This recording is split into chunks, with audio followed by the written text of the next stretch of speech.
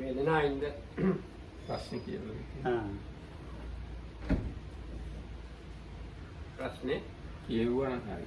To explain the difference between Vedana, Dhamma and sankhara In Satipatthana. in the context of the Satipatthana.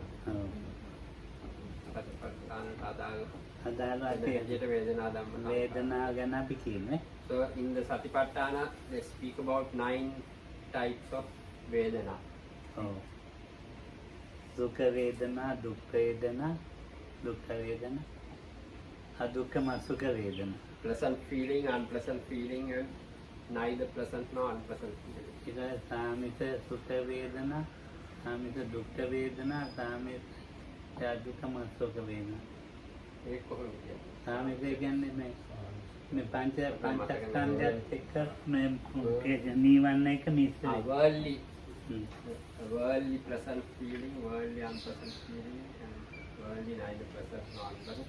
So here, when you say worldly, it means connected with various objects, material objects, possessions, අපේ එළියමද which give us pleasure or unpleasure and so on. නිරාමිද කියන්නේ මේ නීවරණ මිශ්‍ර නොවු ධ්‍යානත් එක්ක දෙන සුඛ වේදනා, දුක් වේදනා. Then unworldly pleasant feeling, unpleasant and neither pleasant nor unpleasant means those which are not connected with the hindrances. That means in the level of the absorptions. Pleasant feeling connected to the jhanas and beyond. දැන් අපිට සාමාන්‍යයෙන් අපි මේ සාමාන්‍ය ලෝකය භාවනා නොකරන සාමාන්‍ය ලෝකය අතර ඒ සුඛ දුක් වේදනායි අර මේ නිවන එක මිශ්‍ර වේදනායි තමයි තියෙන්නේ. Samisa. ඔව්. worldly unworldly කියලා. So amongst normal people who don't meditate, only the first 6 types of feeling are to be experienced. That is the normal, pleasant, unpleasant, and neither pleasant nor unpleasant feeling, and the worldly, meaning connected with one's possessions and beloved people and so forth. ඒවා ඉතින් තේරුම් ගත්ත පිළිසකුත් ඉන්නවා. දැන් මේ දැන් සුඛ දුක් වේදනා තේරෙන්නේ මේ මිනිස්සු මේ මොනවා කරන කලර මේ තමයි ඒගොල්ලෝ ඒවට මේ වෙනත් එක්ක ප්‍රතික්‍රියා කර ඉන්නකොට දැන් මේ වගේ තේරෙන කොටසකුත් ඉන්නවා. But then there are people don't actually distinguish between these feelings. They just react spontaneously when they experience these feelings. But apart from that, there are also people who have some understanding. For example, like group of people who are studying the dharma and things like that, and having read on this subject, there are people who have a better understanding of what feeling is and these various types of feelings. For those who learn like the Abhidhamma, like Bhante Dhamma, analysis of those. The people who understand these things in this way are different to the other group of people who have no understanding at all regarding this phenomena called Vedana or feeling and who just react when they experience it. The others can sort of discriminate between various aspects of it. එතකොට නිරාමිසයි කියන්නේ ධ්‍යාන සමග ඒ දෙනවා. Then the third type, 3 types of feeling, what's called niramisa or unworldly feelings are those connected with the absorptions. ඒක ඉතින් භාවනා කරන්න ගිහලා දුක් වේදනා තියෙනවා.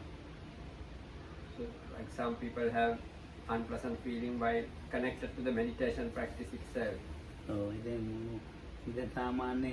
සාමාන්‍ය ඉන්න කෙනෙක් තේරෙන කෙනෙකුට වඩා හොඳට තේරෙනවා දුක් වේදනාව.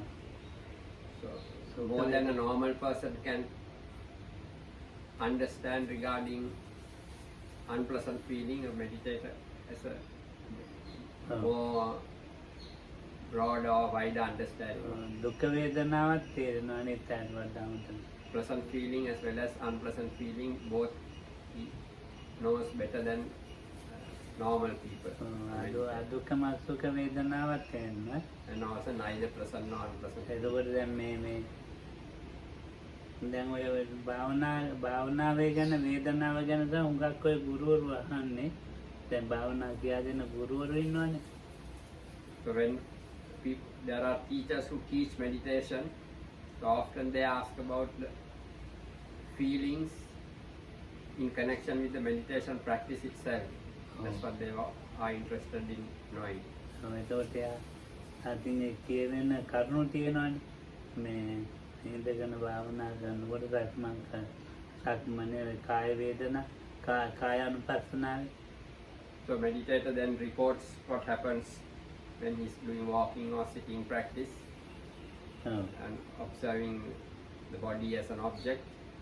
He reports the experience of feeling what he experiences. එතකොට ඒක තේරුම් බේරුම් කරලා ගන්නවා ගුරුවරයා. So then the teacher understands what's going on and he knows to what the practice of the meditator can be judged when he talks about the feelings he experiences. වේදනා උගාක් හොඳ මේ ආරම්භණයක් තමයි මේ සතිපට්ඨානේ යෝගියාට. So feeling itself is a very important or good object to use for the practice of satipatthana. දැන් අපි කියමු සතිපට්ඨාන වඩන එකනේ වේදනාව එහෙම තේරෙන්නේ නැත්නම් මේ විදිහට ඒක හරියට උපමාවක් කියන්නයි මට කෑමක් හදනවා ඒ කෑමට ලුණු නැත්නම් ඒ ලුණු වැඩි වුණත් කන්න බෑ අඩු වුණත් කන්න බෑනේ. So it's like simile is given in connection with feeling in meditation. That's like when if you prepare some kind of food, if there is no salt in it, then it's not possible to eat. And also if there's too much salt, then it also becomes impossible to eat the food. සුඛ වේදනාවට උඟක් කැමති දුක්ඛ වේදනාවනකොට අකමැති යෝගී එහෙම එකක් තියෙනවා. ඒක So in ඉතින් meditation practice, meditators have a liking for pleasant feeling and they don't like when they are experiencing unpleasant feeling. එතකොට ඒක වැරදි ක්‍රමයක්. So that is a wrong way of relating to the meditation practice. දුක්ඛ වේදනාවත් අපි මෙනෙහි කරන්න ඕනේ. සුඛ වේදනාවත් මෙනෙහි කරන්න ඕනේ. So we have to note with attention both pleasant feeling and unpleasant feeling. දැන් දුක්ඛම සුඛ කියන්නේ අපි කියන්නේ දැන් සාමාන්‍යයෙන් උපේක්ඛා කිය කතා කරනවා.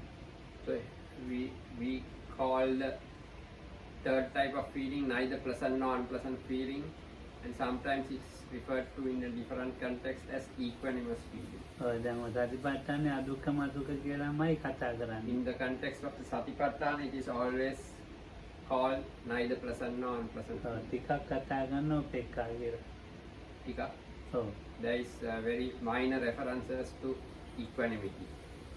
එතකොට දැන් මේ ඒ අදුක්ඛම සුඛ කියන එකයි උපේක්ඛා කියන එකයි මේ ගොඩක් වෙනස්.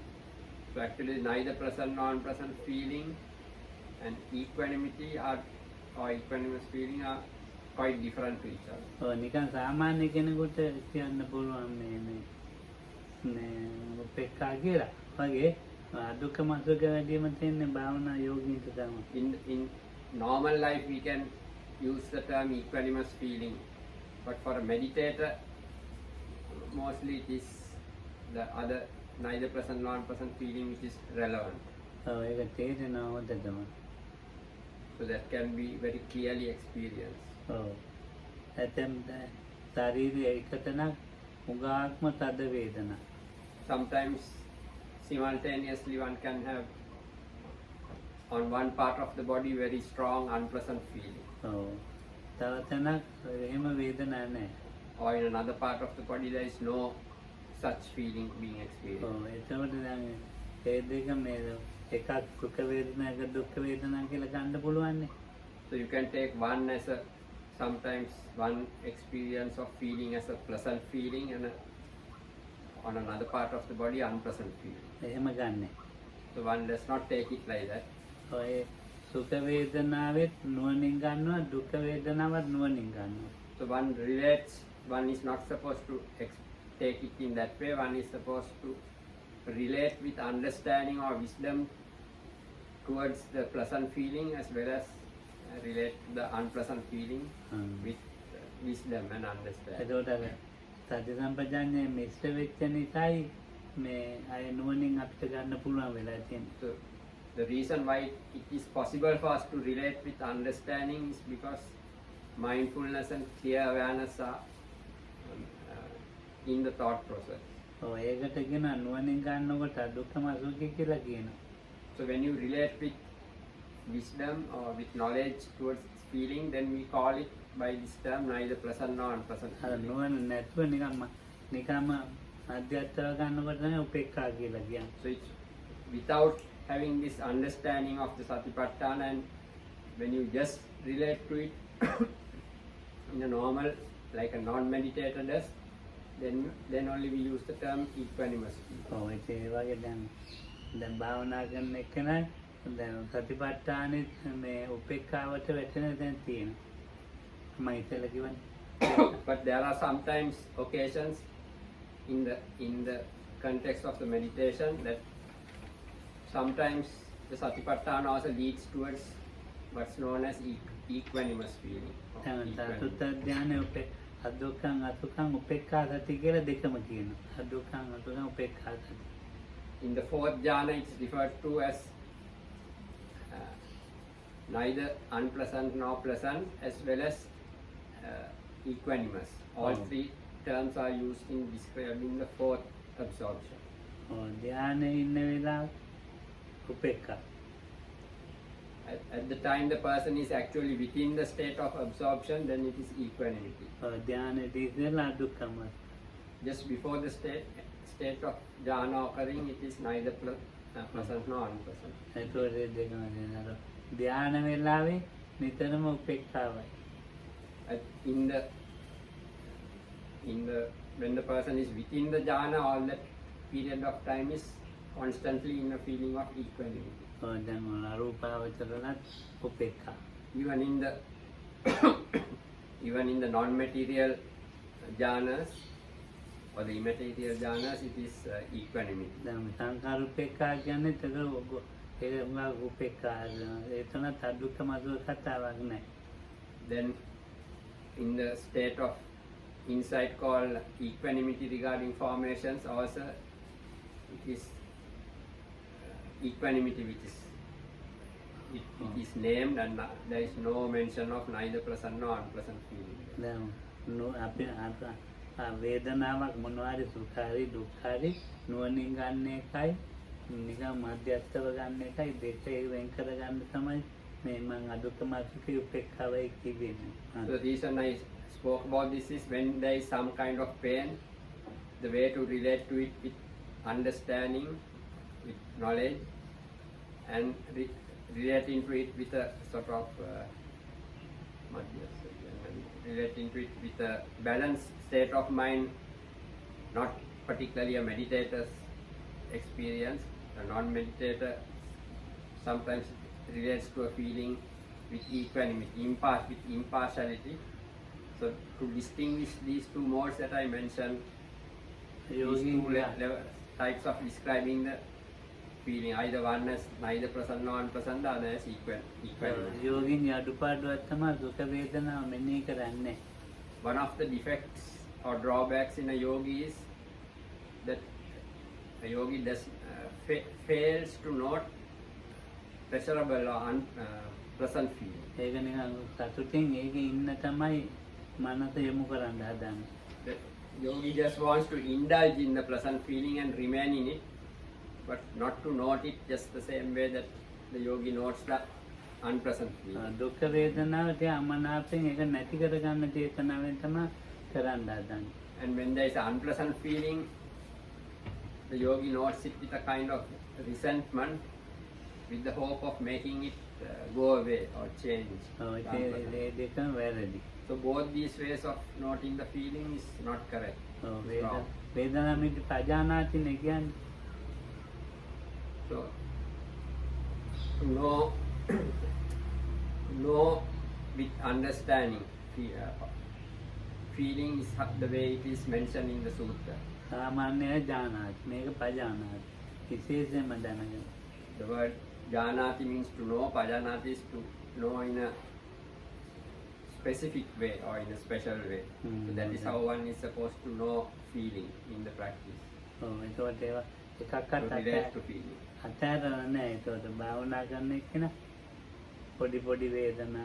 So the meditator does not miss out on even the smallest variation in the feeling, whatever feelings arise anywhere, without missing out any. He is supposed to know it. ඔව් ඉතින් හොඳටම නෝනින් දැනගෙන මේ වේදනානුපස්සනාව මෙනෙහි කරන්න. So with understanding, with very clear understanding, he notes all types of feelings which arise in his experience. ලොකු දියුණුවක් ඇති කරලා දෙනවා වේදනාව. ලොකු දියුණුවක් ඇති වෙනවා. So this feeling and knowing feeling is able to advance the meditation to very high levels. ඔව් දැන් මේ වේදනාව බහුලයක් තියෙනවා. දැන් සාමාන්‍ය කෙනෙක් දැන් මට අඩුයි මේ අනිල් මාත්‍යට වැඩි. එහෙම අඩු වැඩි අය ඉන්නවා. So there are individuals who experience a lot of feeling and some not so much. So it depends on various meditators. Some have a tendency to focus and to experience these feelings more than other yogis. ඔව් ඉතින් දැන් පෙළක් ඉන්නවා. ඉතින් වේදනාව වැඩි ගියත් භාවනා කරන්නේ නැතුව ඉන්නවා. Then there are some meditators who say the feelings are too much, are too intense, and they don't continue to meditate. ඔව් ඉතින් ඒකට හරියන්නේ. So then there cannot be any progress. නොවන බහුලයි මේ වේදනාව වැඩි නම්.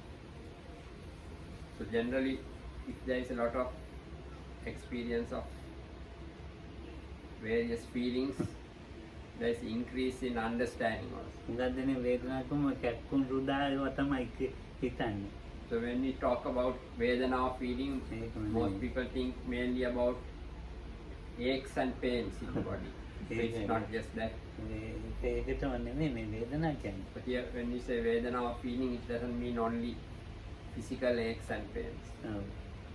දැන් ඔය පැය ගණන් පෙළක් ඉන්නවනේ එළවෙන්නේ නැතුව. So there are some meditators who are able to sit for hours on end without moving at all. උගත් දෙවනුවත් ඉතින් එහෙම ඉන්නවා. So there are very developed or advanced practitioners also who sometimes remain for long hours like that. මේ පෙළක් ඒක අර ඒ සුඛ වේදනා විඳගෙන ඉන්න අය ඉන්නවා. Or there are other meditators, they just immerse themselves in a pleasant feeling and remain like that, enjoying the pleasant feeling. ඔය එහෙම ඉඳත් වැඩක් නැහැ. So there is no development can take place when you do it in that way. ඔව්. Just enjoying the pleasantness which arises sometimes in the meditation. ඔව් දැන් තවත් දෙයක් තියෙනවා මේ වේදනාව මේ සමථ වේදනා පැත්ත මේ මෙනෙහි වෙනවා අඩුයි. Then there is another aspect of the practice that in samatha meditation or tranquility meditation, there is a less emphasis on noting feelings. Or it happens less than in insight meditation. ඒතකොට ඒක අර මේ ඒ අරමුණ වලම තැම්පත් වෙන්න පටන් ගන්නවා. දහම් කොහොමද සමතේ වේදනා වේදනා අරමුණ වෙනවා අඩුයි. අඩුයි. ඔව්. ඒතකොට ඒක නිකන් තැම්පත් වෙනවා සිත. අරමුණ වල වේදනා නෙවෙයි අනිත් අරමුණ වල. අඳුරනවා. So then the mind gets tranquilized in whatever objects are experienced in the practice. It sort of absorbs into those objects. ඒතකොට විපස්සනාවට සිත අරමුණු කරලා එන්නේ විවිධ ආකාරයෙන් එන්නේ නේ අරමුණු. So then it's not possible to turn the mind towards insight, because in that mind has to relate to objects in various modes. ඔය නේද වේදනාවට කිසි බයක් වෙන්නත් ඕනේ මේ වේදනාව හොඳ දෙයක්.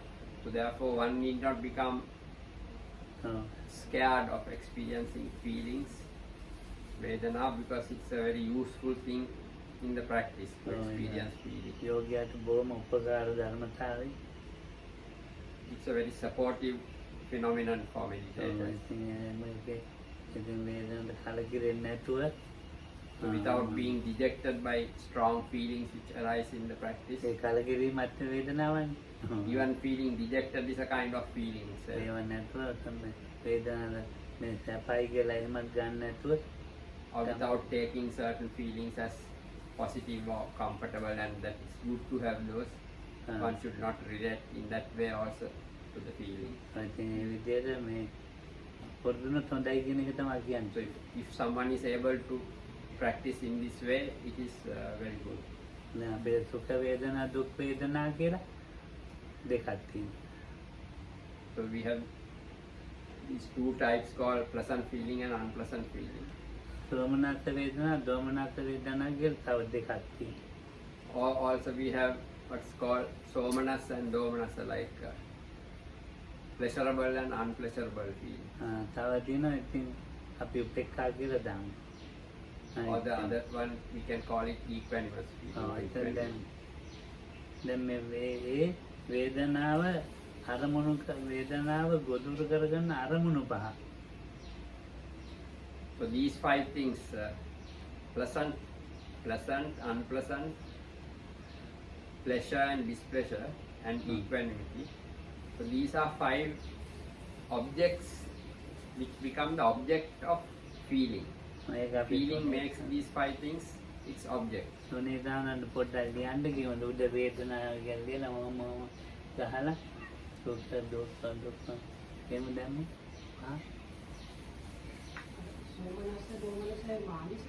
ඔව් ඒකත් වෙනම ලියලා සෝමනස්ස දෝමනස්ස වෙනම සුඛ දුක්ඛ වෙනම වේදනා දැන් ඔහම ගහමු අපි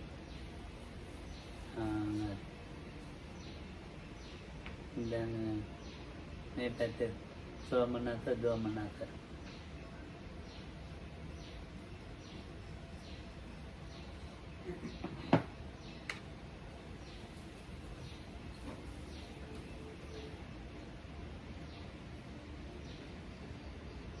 මේක දෝමනස්ස මැදේකට උපේක්ඛා දාමු.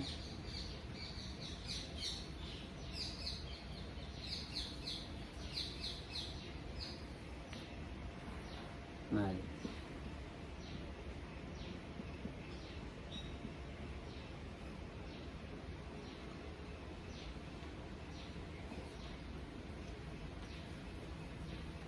සුඛ වේදනා දුක්ඛ වේදනා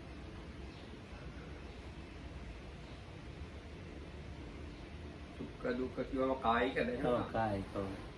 So you get bodily pleasant feeling, bodily unpleasant feeling. Somanas and domanas is mental pleasant feeling, mental unpleasant feeling, and in the middle is equanimity, upekkha. හරි.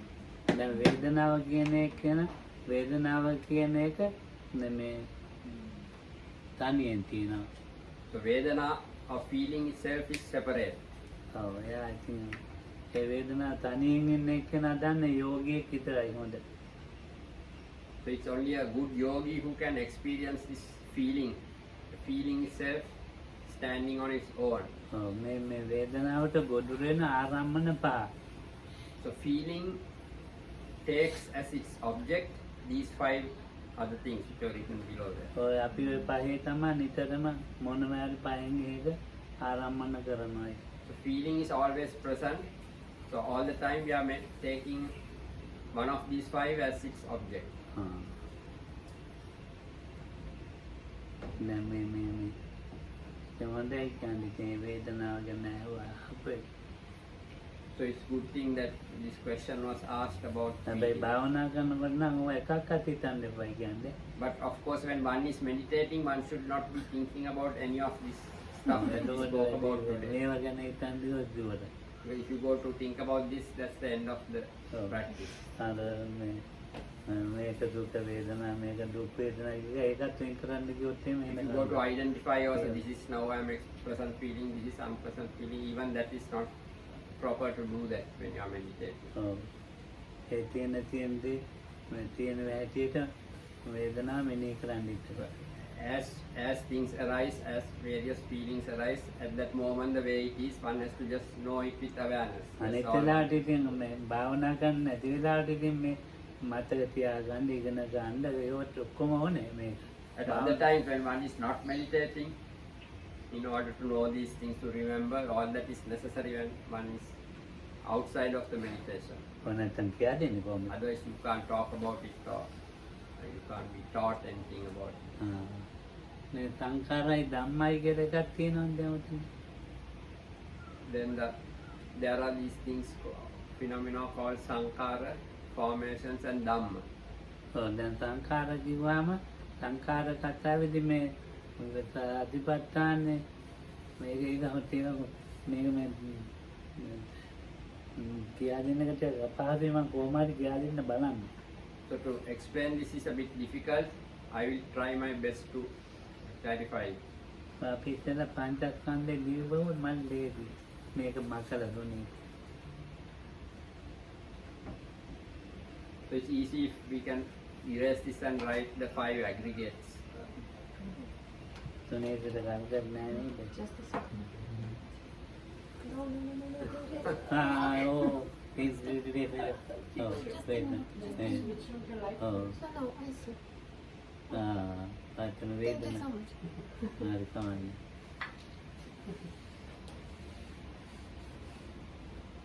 අපිට කරන්න දෙයක් නැහැ ඒකට. ඒ වේදනාවට කරන්න දෙයක් නැහැ. Nothing can be done about that feeling which arose now. රූප වේදනා.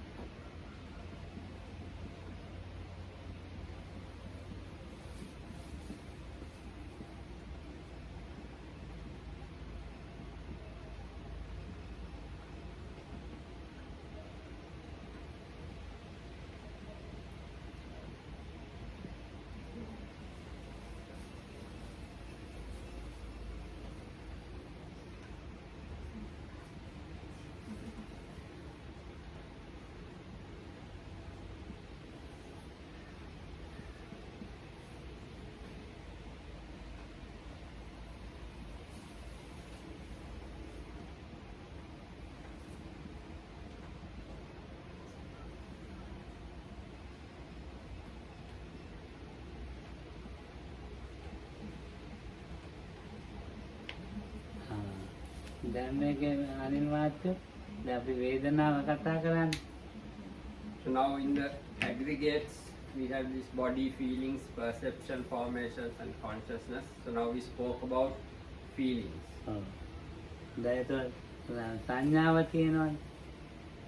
So then there is perception at number 3. ඔව් ඒක මේ ස්කන්ධ වශයෙන් කරන සංඥා ස්කන්ධ වෙනම කියා දෙනවා. සංඥා ස්කන්ධ මේකයි කියලා. So when one learns regarding this in the context of the aggregate, that's called the aggregate of perception as a separate aggregate. ඔව් මේ සංකාර කියලා කියන්නේ දැන් අපි වේදනා සංඥා දෙක අයින් කරමු. So when we say sankhara formations, that is we remove feeling and perception from the ඔව්. other factors. ඔව් ඒතකොට මේ සංකාර වල 50ක් තියෙනවා. So then the remaining ones are 15 number. They are called the 50 types of formation. ධම්මරක්කි දාන උගන්වගෙන චෛත්‍යික 52ක්. So when the Dhamma Rakkhita is taught about the 52 mental factors, ඒකෙන් 50ක්ම දැන් අපි මේ සංකාරات එක්ක දැම්මොත් 51යි වේදනාව අයින් කරලා මේ ස්කන්ධ පංචකයෙන් ගන්නකොට 50යි. ඒකට අර වේදනා සංඥා දෙක වෙන් කරලා. so if you only remove feeling, then there is 51 formations, but in this context, in the 5 aggregates, feeling and perception are mentioned separately, so the rest has 50 of them. 50 mental factors are categorized under formations. දැන් අපි සංකාර කියලා දැන් ගත්තොත් මේ අපි මේ චෛතසික වශයෙන් ගන්නවා සංකාර කියලා. ඊළඟට මේ අපි මේ සාමාන්‍ය නිකන් ඒවට නිකන් සංකාර කියන වචනේ කතා කරනවා ඇහෙනවා අපිට. So you call these mental factors, the rest out of the 52 mental factors, leaving aside feeling and perception, the remainder are called sankharas or Right. formations. But we also use this term used in other contexts. කාය සංකාර කියන්නේ දැන් මේ කයින් කිරණ දේවල්. For example, body formations, kaya sankhara, those activities connected with the body, things performed by the body are called kaya sankhara. වාචී සංකාර කියන්නේ අපි වචනේ මොනවා හරි ඉතින් කතා Or කරන verbal sankhara, vachi sankhara is connected to speech. මනෝ සංකාර. Or mental mind formations, mano sankhara. ආනෙන්ජාවි සංකාර කියලා කොටසක් තියෙනවා. Then there is a part called anenjabi sankhara, the imperturbable formation. ඔය රූපාවචර ධ්‍යාන. That's connected to the formless absorption. ඒකට ඒවා ඉතින් අපිට ඕනේ සංකාර කිව්වා මේ දැන් මේ මිනිස්සු අපි මේ බඩු මුට්ටුවටත් කතා කරනවා. So sometimes the word sankhara is used amongst people to refer to goods and things people have in, like this books and tables and things. Those are also called sankharas. බුදුහාමුදුරුවෝ මේ මොකද ඒක කියන්නේ යථා සංකාර දානස්මි උදිතස්මි මහාපතේ පදමන් තත්ත ජායේ සිගන්ධම් මනෝරම කාට ධම්මලා කියලා මට මතක නැහැ මේ ඒ ගාථාව කිව්වේ මෙයා වැලෙන්නේ නැහැ කියලා කිව්ව සිගන්ධම් මනෝරම අර කවුද මොකක්ද ඇහුවානේ බුදුහාමුදුරනේ ඒකට කියන්නේ මේ කායකම් මේ ඉපදිලා මේ මනුස්සයෙක් වශයෙන් ඉපදිලා මේ ඕල ඇලෙන්නේ නැතුව ජීවත් වෙනවා කියන්නේ අන්නේ කතාවේ තියෙන්නේ සම්පූර්ණ මතක නැහැ කතාවේ නදම්ම මම අනිත් මාත් ඉතින් මනුස්ස මව් කෙනෙක් කුසේ ඉපදිලා So Buddha tells this teaching to someone which Bante can't remember the whole episode. Talks about Maukasa Ipadila. Someone takes birth as a human, birth in a human mother's womb and is born in this world. මේ මනුස්සයෙක් ළඟ තියෙන කෙලෙස් දැකලා මනුස්සයෝ ළඟ තියෙන කෙලෙස් So having දැකලා having seen the defilements which are amongst human beings, ඒ කෙලෙස් වලින් අයින් වෙලා then removing oneself from those defilements. ඇවිල්ලා ඇහුවා දෙවියෙක්ද මනුස්සයෙක්ද ඔබ වහන්සේ මොකෙක්ද කියලා. Because someone came and asked the Buddha, are you a human being or a deva or God or what are you? They asked him. So this is how he answered. මනුස්සයෙක් ළඟ තියෙන කෙලෙස් මා ළඟ නැති නිසා මනුස්සයෙක් නෙවෙයි කිව්වා. He said, because the defilements which are normally to be found in a human being is not within me, I am not a human being. So, දෙවියෙක් ළඟ තියෙන කෙලෙස් නැති නිසා දෙවියෙකුත් නෙවෙයි කිව්වා. so because I don't have the defilements or qualities which are found within a deva, I am also not a deva. දෙවියෙක් ළඟ බ්‍රහ්මයෙක් ළඟ තියෙන කෙලෙස් නැති නිසා බ්‍රහ්මයෙකුත් නෙවෙයි කිව්වා. So, since defilements which are present in a Brahma also absent, I am neither am I a Brahma. ඒකට බාන්දේ නම් මොකෙක්ද කියලා. So then what are you that person are? ඒකට යථා සංකාර දානස්. යථා සංකාර දානස් මේ මඩ ගොඩවල් වල නෙළුම් ගහක් හැදෙනවා. අර ඉස්සෙල්ලා කිව්වේ යථා සංඛාර දාන ඒක ඒකයි. මේ ළමලාගේ පොඩ්ඩක් උදව් දෙන්න. ඒ යථා සංකාර දානස්ම කියන්නේ මඩ ගොඩක් කුණු ගොඩක් කියනවා. කුණු ගොඩක නෙළුමක් තියෙනවා. So in here the word sankhara is used to describe a heap of mud or a heap of garbage or dirt where a flower can grow out of. උද්දිතස්මි මහාපතේ මේ So from this mud, flower grows in it and comes out. මඩේ ගෑවිලා නැහැ වතුර වල ගෑවිලා නැහැ. So after having taken its root in the mud, it comes out of the water and it is not soiled by either the mud or the water does not remain in it. පදුමන්තත්ත ජායේත. පදුම නෙළුම් මල ඒ මොකකට නැතුව මේ සුවඳ වීදුන බෙතිලා. So the lotus blooms and without being contaminated by its source, it gives its scent everywhere. සත්‍යයෙන් තියෙන කෙලෙස් ධර්ම සම්පූර්ණ සම්මුල ඝාතනය කරන්නilla. ඉතින් බුදුහාමුදුරන්ට ඉතින් බුද්ධ කියනවා So because all the kinds of defilements which are found amongst living beings have been completely eliminated. Therefore, this being is referred to as a Buddha.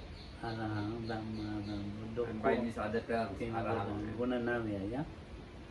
9 types of qualities which are අසමෝ අසම සමෝ අසමෝ අසම සමෝ කියලා. තව කෙනෙකුට සමාන කරන්න බෑ බුදු කෙනෙකුට මේ නිසා. Another term is asama samo, means you can one who cannot be compared to any other being except one other Buddha like himself. අපටි භාගෝ පුද්ගලෝ. අපටි භාගෝ කියන්නේ යමකින් බෙදලා වෙන් කරන්න බැරි එක්කෙනෙක්.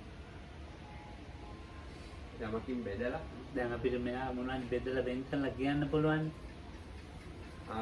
To a person who cannot be analyzed into various qualities. Normally a person can be analyzed and divided up and said these are the various qualities which form this person. So in this case it is not possible in the case of a Buddha. අපටි තමයි.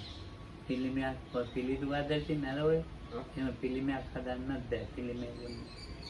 පිළිම හදනවා ඉතින්. ඒ අර ගුණ අර මහා පුරුෂ ලක්ෂණ ගුණ අනුව පිටලා හදනවා. So also it cannot be depicted like a form, like a statue, because there are these 32 marks which a Buddha is supposed to have, and some people imagine what it would be like, and based on that they make images of the Buddha. But it is not something which can really be done correctly. ලොකු සංකාර කුසල සංකාර ගොඩක නිපදිච්ච ඇතිවෙච්ච සංකාරයන් ස්පර්ශය නොකරන ඵලය. So in a heap of wholesome sankharas, ලොකු කුසල සංකාර ගොඩක ලැබිච්ච ඵලය සංකාර නැතුව ගිහින්. The result which having gone beyond sankharas, the result of that බුදු කෙනෙක් කියන්නේ is what is known as a Buddha. දැන් උගත් දෙනෙක් මේ බුදුහාමුදුරුවෝ මේ කියන ලංකාවේ ඒවා දැන් නැති කතා තියෙනවා. ඒවා කියන්නේ ගම අපේ කතාව පිටපයින්නද දැන් මේ අසයරම තියෙනනේ. දැන් අපිට වන්දනා ඉන්දියාවේම ගියාම බලන්න ඒක අපේ බුදුහාමුදුරුවෝ විතරක් ඉපදිච්ච තැන නෙවෙයි. කකුසඳ කොණාගම මේ අය කිව්වා ඒ ළඟ තියෙනවා මේ මහා භද්‍ර කල්පේ. So in this particular world period there were more Buddhas than one. So all and the land where all these Buddhas were born is supposed to be India. In this particular world period there were 4 Buddhas altogether up to now. දැන් අපි සාමාන්‍ය දැන් ගොඩාක් බඩු මුට්ටු තියෙනවා නම් කෙනෙක්ගේ රෙද්දී අපුටු මොනවද ඔබවන්දට ඔච්චර සංකාර ගොඩක් කියලා අහනවා. So if a person has a lot of possessions like clothes, items of furniture, books and this and that, we generally ask them for what purpose are all these sankharas for you? We use the word sankhara. එහෙමත් අපි කතා කරනවා. So this word is used in speech in this context also. වැඩියෙන් ඉතින් සංකාර කියලා අපි කතා කරපුවාම මේ කුසලාභි සංකාර, අකුසලාභි සංකාර, පුඤ්ඤාභි අපුඤ්ඤාභි ආනෙන්ජ ඒවට තමයි සංකාර කියන වචනේ වැඩි කතා කරන්නේ. So normally the word sankhara, when we make use of it, it's in the connection of wholesome sankharas, unwholesome sankharas, or meritorious and demeritorious sankharas. It's in this context that we use this word mainly. දැන් එතකොට අපේ චෛතසික වලට මෙතන මේ චෛතසික දෙකක් ඇරියපම වේදනාවයි සංඥාවයි ඉතුරු චෛතසික ටික තමයි කියලා කියන්නේ කායයි. ඉතුරු චෛතසික මේක තමයි මේ හතර වෙන්නේ. So then also, like we said before, regarding mental factors, when we take 52 mental factors. When we leave aside feeling and perception, the remaining 50 which are referred to as sankhara. සතිපට්ඨාන සංකාර කියන එක වචනේ දාලා නැහැ. In the satipatthana, the word sankhara is not there. ඔව් ඒකේ තියෙන මේ කාය වේදනා චිත්ත ධම්ම කියලා. So it is the four fields of mindfulness are body, feeling, mind, and mental phenomena. ධම්ම කොටස තමයි ඒක වැඩිපුර සංකාර යන්නේ. So it's in mental phenomena, dhammanupassana, that contemplation of the dhamma, where mostly the sankharas fall into that category. අර මේකේ ධම්ම කියලා තියෙන්නේ. අපි Now here, the word dhamma is also part of the question here. එතන ධම්ම කිව්වම එතන නීවරණක් තියෙනවා. So when we say dhamma in that context of the satipatthana, we get the hindrances also there. ස්කන්ධයක් තියෙනවා. The aggregates are there. ආයතනක් තියෙනවා. The sense bases. සත්‍යයක් තියෙනවා. බොජ්ජංගයක් තියෙනවා. There are the four noble truths, the enlightenment factors. All these are categorized under dhamma, contemplation of dhamma. ඒතකොට ඒකට සංකාර කියන්නේ නැතුව ධම්ම කිව්වා. So there, instead of calling it sankhara, it was called dhamma. The set of all those things are called dhamma. ඒතකොට දැන් අපි නීවරණත් මෙනෙහි කරනවා. So we also note the hindrances. අපි ඒතකොට සද්දා ආදී ඉන්ද්‍රියත් මෙනෙහි කරනවා. Also we note the spiritual faculties like faith and so on. මේ ඇහෙන පේනේවත් මෙනෙහි කරනවා. And also we note things that we see and hear. The senses. ඒතකොට දැන් අපේ හිතට එනේවත් මෙනෙහි කරනවා. And whatever occurs or comes into our minds, we note those also. දැන් අපි කියමුකෝ මේ හොඳ ධර්මතා තියෙන්නේ. බොජ්ජංග වල මෙන්න අනිවාර්ය. Then there are the wholesome or the positive phenomena which arise like within the enlightenment factors, පීති පස්සද්දී like rapture and tranquility. ඒ හතරත් ඒවත් මෙනෙහි කරනවා. So those also we note. සතිය ධම්ම විචේ ඒවත් මෙනෙහි කරනවා, අරවත් මෙනෙහි කරනවා. Then mindfulness, the first three enlightenment factors, investigation of Dhamma are noted as well as the resultant ones. Those are all noted when they occur. එතකොට එහෙම මෙනෙහි කරනකොට අපිට මේ සංකාර කියලා මෙනෙහි කරන්න යන්නේ අපි. So when we note in this way, we don't note them as sankharas or formations. සංකාර කොට තමයි හදන්නේ. But actually they are the sankharas which are being noted.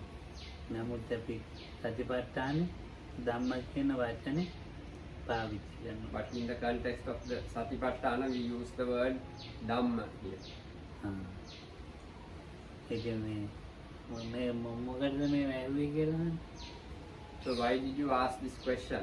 මට හිතෙනවා ගොඩාක් ඉගෙනගෙන තියෙනවා පන්ති. මගේ හිතේ ධම්මරාගිරාන ගොඩාක් උගන්වලා තියෙනවා. Because Venerable Dhammarakkhita has spoken a lot and taught about these things a lot during the classes. බලන්න පොතේ කියලා තියෙන පොත්වල ඇති. If you look at your notebooks, you will find that he has taught about this. දැන් බලපුවාම මේ වහාන්දෝ ගියා දීලා තියෙනවා කියන මතක් වෙයි. Then you remember that the Venerable has taught about these things. ඔව්. දැන් ඉතින් ආයිත් දෙන්න ඕනේ ටිකක්. දැන් මට තියාගත්තාම ස්කන්ධ පංචකයේදී සංඛාර කියලා කතා කරනවා. So if you just remember this enough, in the context of the five aggregates, we call it sankhara. අර බෙදනකොට කුසලාභි සංඛාර, අකුසලාභි පුඤ්ඤාභි, අපුඤ්ඤාභි එහෙම සංඛාර බෙදාගෙන එහෙම උගන්වනවා. Or when we separate them out, we separate it out into wholesome, unwholesome, meritorious and so forth. ඒක එකක් කියදිනවා කුසලාභි සංඛාරයට කුසලාභි සංඛාරය කියන්නේ ඒකට පුඤ්ඤාභි සංඛාරය කියන ඵලය. So one has to be mentioned, and the other has to be disregarded. So when we separate them out, we separate it out into wholesome, unwholesome, meritorious and so forth. ඒක එකක් කියදිනවා කුසලාභි සංඛාරයට කුසලාභි සංඛාරය කියන්නේ ඒකට පුඤ්ඤාභි සංඛාරය කියන ඵලය. there are the wholesome formations. Then punya sankhara is the meritorious formation, is the result of that. ඔව්. අකුසලාභි සංකාර කියලා කරන අපුඤ්ඤාභි කියලා කියනවා. Then when it's unwholesome formation, the result is the demeritorious formation. ඔව්. දැන් ඒකෝට ඒ විදිහ අන්න යන්නේ ඒ වගේ ටිකක් තේරුම් ගත්තාම ඇති. ඉතින් ගොඩාක් ඕනේ කියන්නේ So if you understand the basic things like that, that's enough. You don't have to understand it in or analyze it too much or into various very Then, subtle aspects of it. Is not necessary to. දැන් සාමාන්‍යයෙන් මේ ස්කන්ධ පංචකයේතම මේ ස්කන්ධ පංචේ වේදනා සංඥා සංකාර එක්කම පහටම රූප ඒකට අපි ස්කන්ධ මොකද්ද මේ දැන් නමත වෙන දුනා සංඛාර පුඤ්ජය කියලා පෙළක් කියනවා. සංඛාර ගොඩ මේ දෙයම එකටම ඒකටමත් ඒ වචනේ පෙළක් කියලාට යොදනා ඉන්නවා. මොකද්ද වදනේ සංකාර මේ රූප වේදනා සංඥා පහටම මොකද වාසිකේ සංකාර පුඤ්ජය කියලා. පුඤ්ජය කියලා. So sometimes all five together, this form, feeling, perceptions, formations and consciousness, all together also they are referred to by this particular term called sankhara punya. ඒවා වැඩි කියවෙන්නේ නැහැ අනිල් මාස්ටර් සමාජයේ. They are not used very commonly in society, කියවෙන්නේ නැහැ. but in the text you find these terms. මේ සත්‍යය කියන්නේ සංඛාර පුඤ්ජයක් කියලා එහෙම කියනවා. Sometimes we say that what is called a living being is also a heap of sankhara punya. සංකාර ගුලිය Or අන්න ඒව කියන්නේ සංඛාර a ball of sankhara or heap of sankhara. ඒ විදිහට කියන්නේ කවන්නේ ඔය ඇතිය. So that's enough. අනිත් ටික ධම්මලංගේ දාන්න ආයෙත් අහගන්න. You can later ask Dhammalakita to clarify things. දැන් ආයෙත් මුලින් ඉඳලා ගියා දෙන්නේ ඒක. දැන් අදිපත්ත නෑ දැන් අර දැන් චිත්තජෛතිය කියලා නේද දැන් තියෙන්නේ දැන් වීදිත් කියනවනේ නේද රූපත් කියලා තියෙන චිත්තජෛතික රූප කොටම තේම කතා කරන්න පුළුවන් කියන්නේ රූපත් මොකක්ද චිත්තානුපස්සන වෙදින් බලන්නේ කොහේද අර පහින් මගෙන් ඇහුවා තමයි ඒක මට ඒක හොඳටම අමතක වෙලා ගියා. ඒක මෙතන ලියන්න නැත්නම් බැලෙන්න බැලුවා. චිත්තානුපස්සන බැලෙන වෙලාවට වෙන්නේ නෑ කායනුපස්සන රූප බලනවා ධම්මානුපස්සන වේදනා ඔව් ඒ ධම්මානුපස්සන වෙදින් සංඛාර වගේ ඔව් චිත්තානුපස්සන වෙදින් ධම්මානුපස්සන වැඩිපුර චෛතසික වගේ ඔව් චිත්තානුපස්සනද චිත්තානුපස්සන දැන් අපි හිතමු මේ එකපාරටම මේ දැන් විනීතට ඉන්නකොට මේ අම්මව මතක් වුණා මොකක් හරි එකට. නැත්නම් තාත්තා. අන්න ඒ වගේ එකපාරට චිත්තානුපස්සනාව වෙනවා.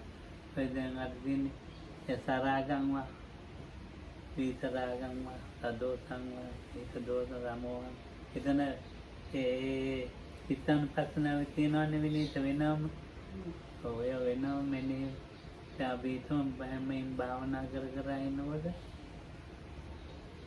චෛසික ඒවා මෙනේ කරන ඒ ධම්මානුපස්සනාව මේ ඔව් අර මේක පාඩම දැන් දෙයක් මතක් වෙනවා gedara දෙයක් ඒකට ඒක කෙලින්ම විඥානේ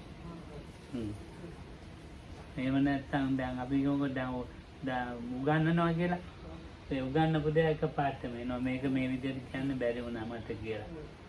ඒ වගේ කෙලින්ම එනවා මේක අර සංඝාරයක එනකොට ධම්මානුපස්සනාවේ මිශ්‍රණයක් වෙලා එන්නේ. චෛතසික එක මිශ්‍රණය වෙලා ඉවර වෙලා තමයි මේ කොහොමද මිශ්‍ර වෙලා තමයි එන්නේ. අර වෙන් වෙලා පේන්නේ නැහැ. අර භාවනා කරන යෝගියාට විතරයි ඒක කියන්න තියෙන්නේ. Hmm? You can trans- ගොඩක් කිව්වනේ අයිමාට ඒකනේ උනේ. So you Okay, sir. you translate. So understood. So I asked because like the Chittanupassana was not mentioned too much when you do the Satipatthana, which of the aggregates are mostly noted within the Chittanupassana. So Navakam says like when you suddenly remember somebody or something, that is really Chittanupassana, and at that moment you just remember that thing, but you don't see the factors or things that are within that really. You just already know the whole bunch. So concept that is really, let's say the consciousness aggregate that is mostly being noted within the observing of the mind. And within the Brahmanupassana, you also like know what's happening, but you kind of understand the things that are happening within, the factors that are there happening within. සාමාන්‍ය තාවිද්‍යාවක තවත් කියන්න පුළුවන්. දැන් බැල්ලේ කියන දැන් අපි කියමුකෝ ධානයක් කියලා. Let's say it's you can say it in another way. Let's say it's jhana, a state of absorption. ඔව් ධාන සිත කියලා කියන. We say jhanic consciousness, jhanic mind. ධානයේට ධාන සිත නිකන් හැදුන්නේ නැහැනේ. So this jhanic mind of state of consciousness did not just arise. ගොඩාක් චෛතසිකයන් එක්ක මොනවාද දැන් Lots of mental factors which are necessary for this have to come together for this consciousness to arise. ඒ චෛතසික වෙනමයි ඒ ධාන සිත වෙනමයි තේරෙනවා. So someone is able to differentiate and see the mental factors separately and the jhanic consciousness which arose because of those factors as a separate thing. ඒක ධාන සිත එතකොට. So then it becomes jhanic. ධාන විඥාන කියන්නේ ධාන සිත කියලා කියනවා. So we don't call it the jhanic mind, but we call it jhanic consciousness. No, Sorry, not jhanic consciousness, but jhana mind. විඥානය කියන එක ටිකක් අර ටිකක් හේත කියමුනේ දැන් සුවපත්තිය. Tomorrow we can talk about vijnana. අර කේවා මොකද විඥානං අනිදස්සනං කියලා අහන්නේ කේවත් බුදුහාමුදුරු කියන්නේ. කේවඩ සූත්‍රයේ තියෙන ගාථා. කේවත් සූත්‍රයේ